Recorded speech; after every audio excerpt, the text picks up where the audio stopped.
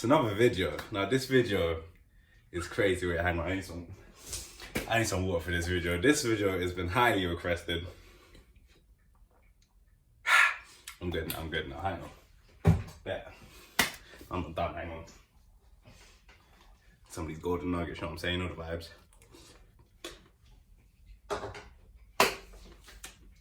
Wait, hang on.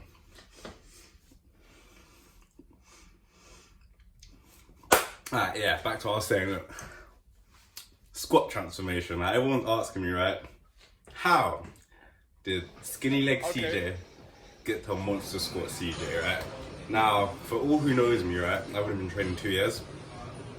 I say this every single day and it killed me every single day. When I first started training, right, the people I trained with, I thought they knew everything. But they really didn't. So they never trained legs at all.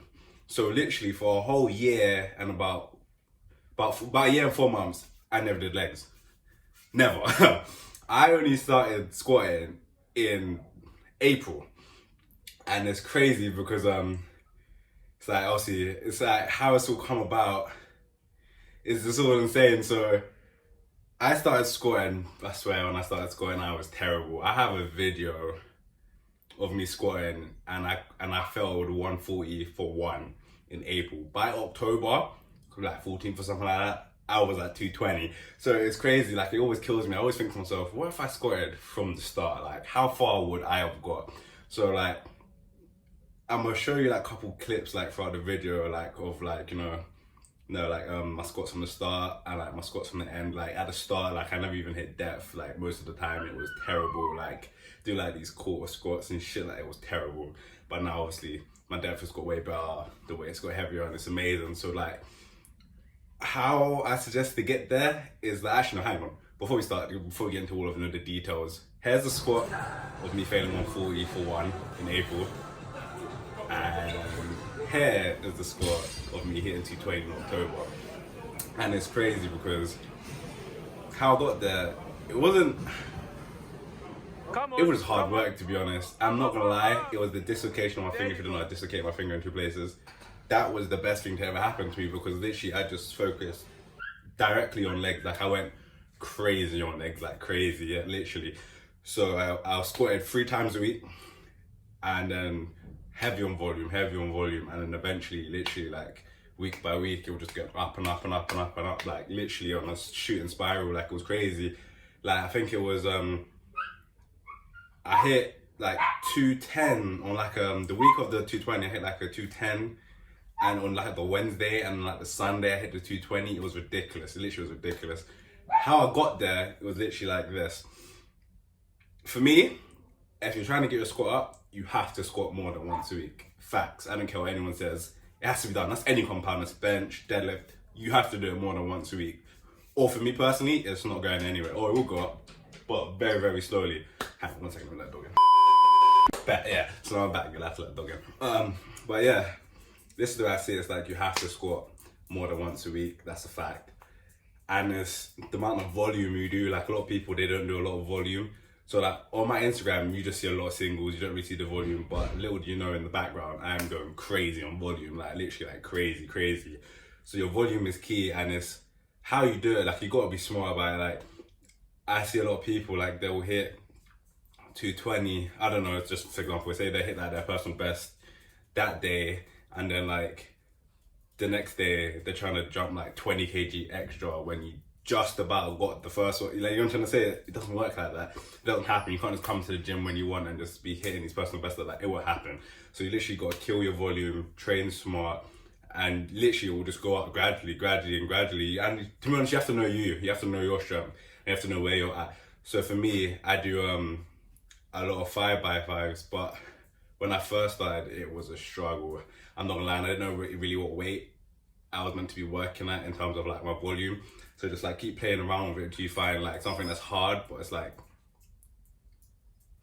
it's hard, but it's like you can still manage it, if that makes sense. For 5 sets, you know what I'm trying to say? Like you need something, a solid weight basically, that you know you got it. And when that gets too easy, you raise it. Because if you don't push your boundaries, then you won't go anywhere either. So you have to keep knowing yourself and keep knowing your strengths as you're going up, how far you can push, so on and so forth. And it's kind of be like really wary of how you do it, so you don't get no injuries and stuff like that. Because squat for me is the most taxing compound there is. Literally, like squat. First, I thought I was deadlift before I squatted, but now it's definitely squat. Squat for a fact is the most taxing.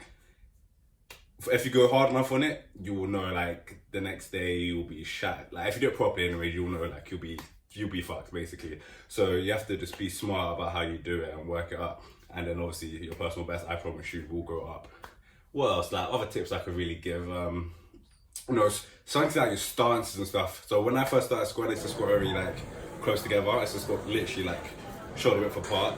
And then literally before I hit like my personal best at the minute, a guy I know from way back, he was like, you should try like widen a little bit. Like it makes it a bit easier. And I was just like, well, let me try it. So I widened the stance, and automatically I felt like, everything just felt, better. Like, when I went into the hole, I felt better. Like on my upwards drive, I felt better. So that might work for you, might not. But widening the stance works for me. And when I first started squatting, I used to squat high bar. Now I squat low bar. That made a dramatic change. Literally, I'm not even joking. Adding like 20 kg onto my squat. Maybe even more than that. It might have been like 40 even. Like literally ridiculous amount. Like automatically that felt so much lighter. Like, okay, I don't know if about you, but for me it's really uncomfortable to hold up there for me. Like when I low bar, everything just felt lighter. It felt so much easier. So that plus know my stance, it got there for me. So check your stance. See how much that affects you. And then obviously if you change your stance and it works, go for it. If it doesn't, then stick to what you know. But for me, when I changed it, it worked. Also, equipment. When I first started squatting, obviously I knew about a belt helped. Obviously everyone knows that, but I never use wrist wraps at all. But now that I do, that makes so much of a difference. Like I feel more secure. Like when I've got my I'm saying, when I know where I am on the bar and I've got my grip. Like for me, my wrist isn't moving, it's dead straight. Especially if you've got good wrist wraps as well. It literally like you're stuck there, so when you're going down, there's no movement. So equipment, I don't know if you could try it. For me, I suggest squatting with wrist wraps. It works for me, it might not work for you, but again, that's another thing that works for me. It's kind of like trial and error. So like as you go along, you'll see things and try it. But really and truly, that's kind of like all the tips I've got. So if you like them, it works for you, then go for it. Well, obviously, I've got to say, if you want a deadlift transformation and a bench transformation, which is for me 10 times better than my squat transformation, put it in the comment section, like it. Let's get this video to like 20 likes, and then I'll get that video out for you straight away. But yeah, it's your boy. Like, comment, subscribe. We out. Peace.